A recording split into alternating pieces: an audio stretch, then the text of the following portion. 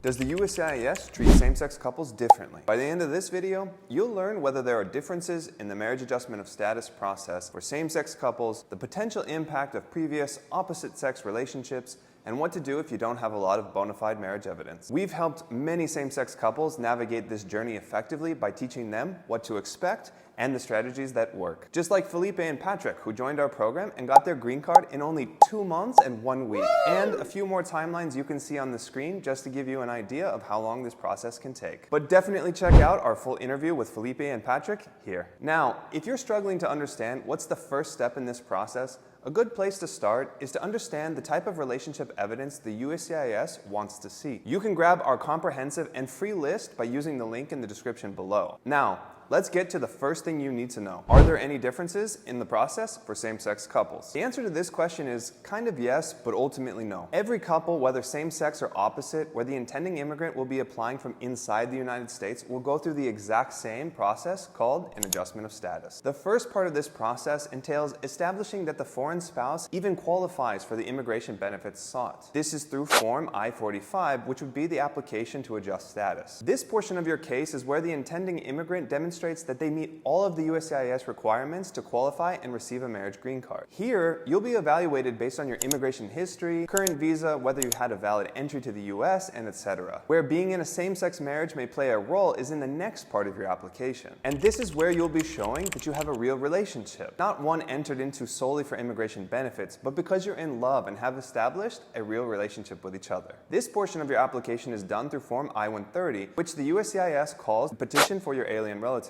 This is the part of your case that may be impacted by the nature of being in a same-sex relationship. How so? Because this is the part of your application where you'll need to include what's called bona fide marriage evidence to demonstrate that your foreign spouse is your immediate relative. But ultimately, this is the exact same process for every couple. Only the particular details of your relationship, which you'll be showing through the evidence you collect and submit to the USCIS, may vary. There is no magic formula for evidence, but the USCIS does expect to see certain things. They want to see a healthy combination of evidence that could be categorized into 3 different strength levels. These would be weak, moderate, and strong evidence types. Weak evidence can include things such as photos, text screenshots, event tickets, joint Amazon, Costco, gym memberships, and the like. Medium evidence are things that show a deeper level of interconnectivity between your lives, such as money transfers through Zelle or Venmo, or evidence of trips taken together, including itineraries, tickets, receipts, and pictures, for example. But most importantly, the USCIS wants to see a lot of strong evidence. More specifically, they seem to like evidence of shared financials the most. And this can include things such as joint tax returns, joint bank accounts, joint credit cards, a shared mortgage or rental lease agreement, and other similar types of evidence. And don't overthink it if your partner doesn't have a social security number. You can still get most of this done. While there will be some uniqueness to how you demonstrate your relationship as a same-sex couple,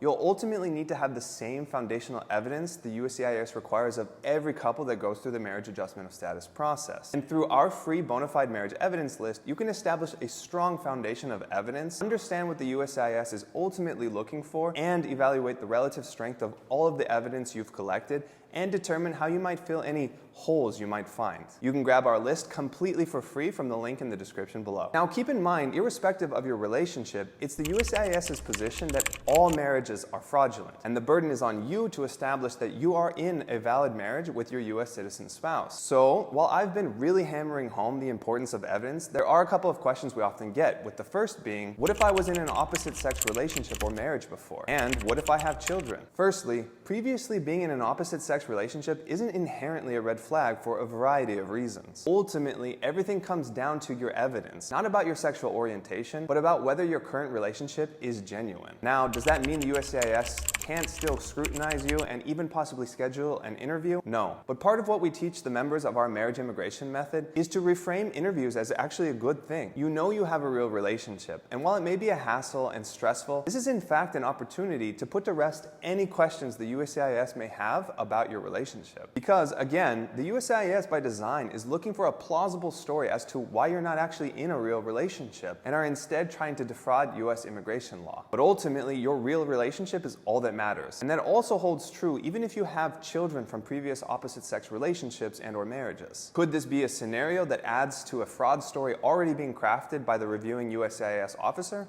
Sure. But this again underscores the importance of including good evidence showing that your relationship is in fact genuine. Although success is not just about providing good evidence, you do need to consider how it's laid out and how it may be interpreted. Why? Because of two reasons. First, these officers handle tons and tons of cases, and that means speed and efficiency are important to them. So, laying out your evidence so that the officer can quickly and easily understand your relationship can help them move ahead with your case favorably and quickly. And second, the officer's bias is that no relationship they review is genuine. So, presenting your genuine relationship clearly can gain you a positive first impression that, from human psychology, can remain throughout your entire journey. The human element is very much present in this experience and is something to consider while preparing and navigating the journey. Truthfully, a lot depends on your reviewing officer. But now finally, the last question we often get is, what if I don't have a lot of proof, but we're in a real relationship? So I've been explaining how important evidence is, but then what if you haven't been able to be open about your relationship for various reasons that could be cultural, national, religious, or otherwise? Meaning your family might not know or support your choices, and it's often a concern for many couples we work with. You could then be lacking a lot of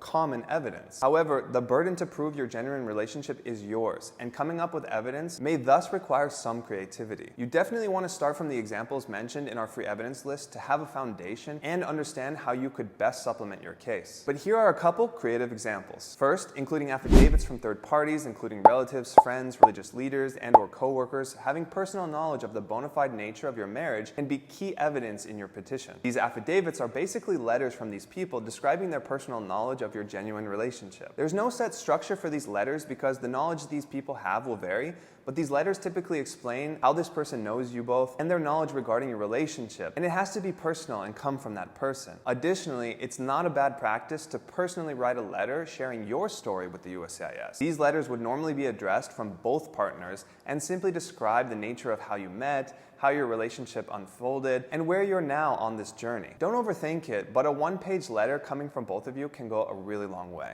The important thing here is to not worry about what's missing, but rather to focus on what evidence you do have, and the fact that your relationship is truly genuine. So then does that mean you'll have an interview if you don't have much evidence? Not necessarily, but of course anything is possible. And as discussed earlier, the best approach to interviews is that they are an opportunity. And interviews are so much more powerful than the words and pictures in your packet can ever be, and are an opportunity to truly connect with the reviewing officer and address the human element of this journey. Give us a like and we'll see you next week.